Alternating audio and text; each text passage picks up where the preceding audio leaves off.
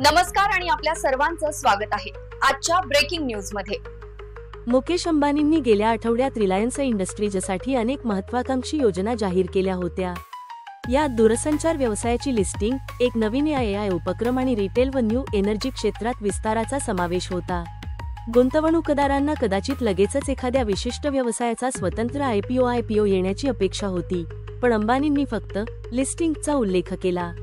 AI उपक्रमासारख्या नवीन प्रकल्पांबद्दल अजूनही पुरेशी माहिती उपलब्ध नाही, त्यामुळे गुंतवणूकदार त्यांच्या परताव्याबद्दल अनिश्चित आहेत।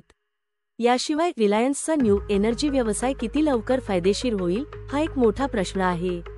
ही घटना भारतीय अर्थव्यवस्थेतील एका मोठ्या विरोधाभासालाही दर्शवते। देशाचा GDP विकास सातत्याने उत्कृष्ट आहे, पण इक्विटी गुंतवणूकदारांना त्या विकासाचा फायदा मिळत नाही। काही क्षेत्रांमध्ये नफ्याचे केंद्रीकरण आणि काही मोठ्या कंपन्यांवर अवलंबून असणे या स्थितीचे कारण ठरते।